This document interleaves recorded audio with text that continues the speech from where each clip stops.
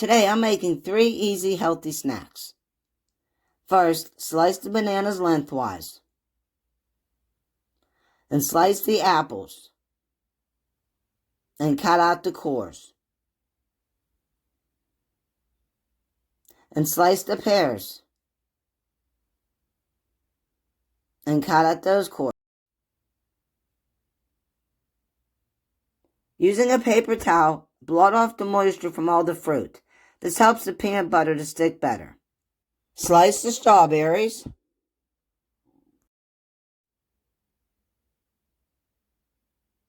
Spread the peanut butter evenly on all the fruit.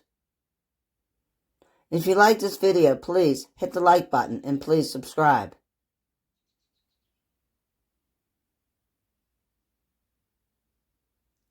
Drizzle with a little honey.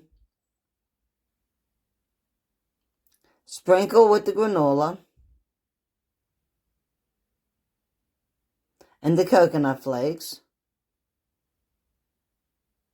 Add the raisins, the walnuts, and the berries. Drizzle with a little more honey, and you're done. Thanks for watching.